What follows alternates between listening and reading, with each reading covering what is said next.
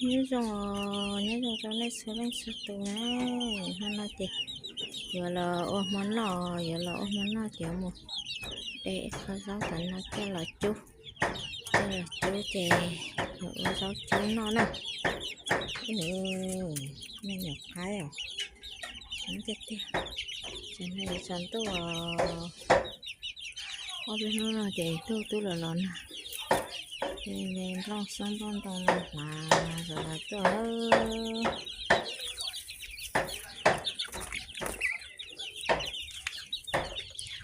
đây giáo chú sẽ có một giáo chú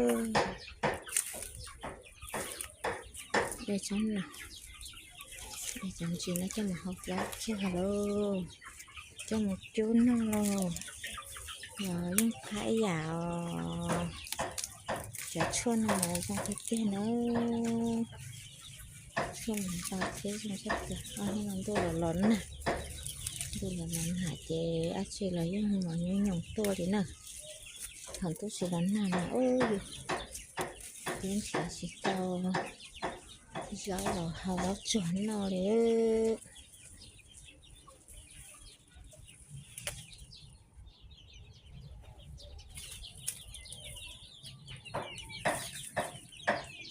để xem là học giáo chuẩn cái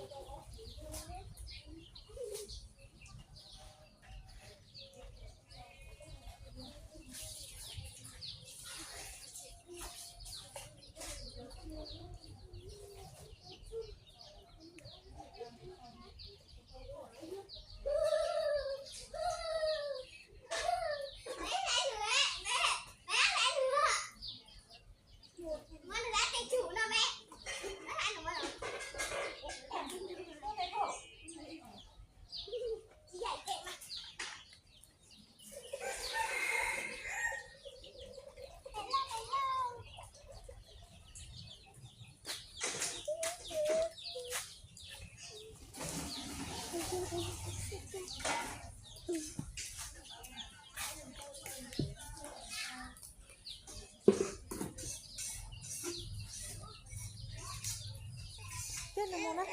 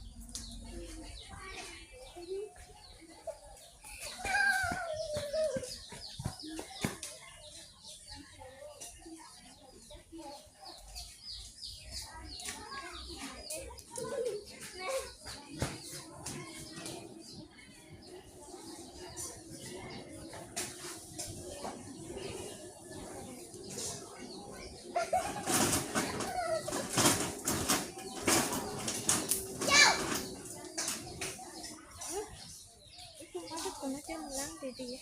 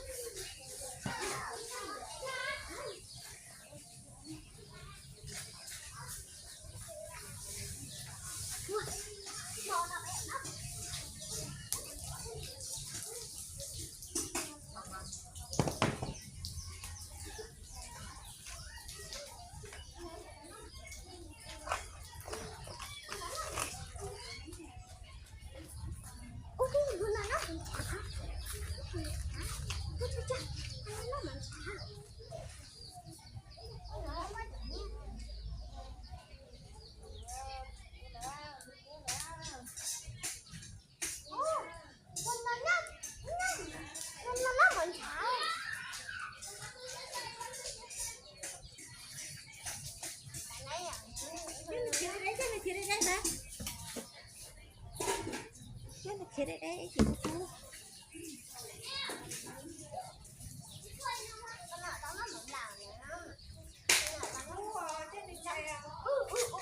cái nó bay chứ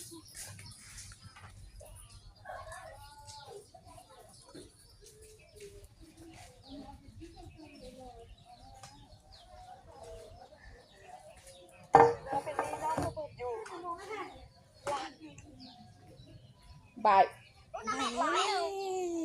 cho mẹ ăn mù nữa nèกูมาทำ4 แสนเองแต่พอแบบไปมามันทุบอะไรก็ไม่รู้น้าไปค่ะแล้วทำไมน้าไปถึงไม่บอกหนูกับหนูสิล่ะคะน้าไม่อยากให้เรา2 คนต้องเป็นกังวลแต่เรา2 คนทำงานแล้วนะคะไม่เป็นไรหรอกลูกน้าเป็นภาระเปล่าๆไม่เอาน้าไปค่ะน้าไปฟังมีนานะคะน้าไปไม่ใช่ภาระหนูจะจัดการทุกอย่างให้น้าไปเองค่ะไม่เป็นไรลูกหนูไม่อยากให้ลูกลำบากไม่ลำบากหรอกค่ะไม่ลำบากเลย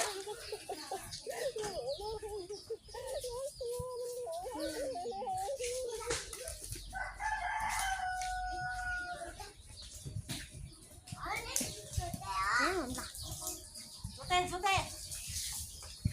นี่จะได้อารมณ์ดีที่ไหนมานี่มานั่งดื่ม สุเต้นะคะหัวม้วน เก็บไว้หัวม้วนไม่โกงคนนี้ หัวม้วนนะคะกูน่ะเดี๋ยวanh nói đi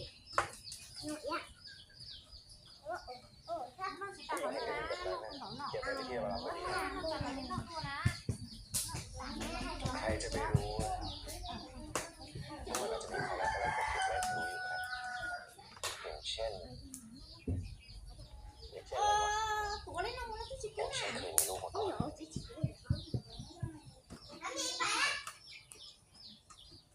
แกเอาอะไรมาพูดผมก็แค่อยากเตือนคุณเอาไว้เพราะเมื่อไหร่ที่คุณยกนางนั่นขึ้นมาเป็นเมียสมบัติของตระกูลเราก็ต้องหายไปด้วยถ้าเกิดมีลูกติดมาทำไงแล้วแกจะมาคิดเรื่องไม่เป็นเรื่องนี้มาทำไมวะฮะฉันก็บอกเนี่ยไปแล้วให้ตัดขาดจากครอบครัวเก่าของเขาอ่ะมันไม่มีทางมาวุ่นวายได้หรอกนะแต่ว่าเคยมีลูกจริงจะมีหรือไม่มีจะไปรู้ได้ยังไงล่ะ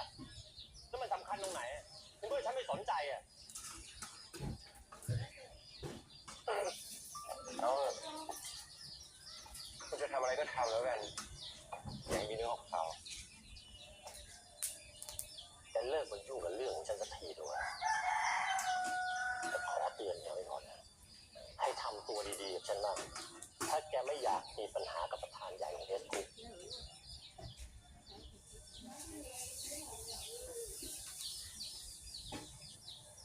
เป็นได้ไม่นานหรอกคุณก็รู้เลย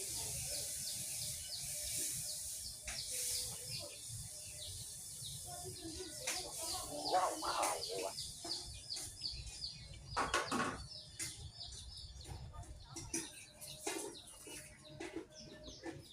คุณใหญ่ครับตอนนี้ที่บ้านมนมีนากำลังมีปัญหาครับคุณใหญ่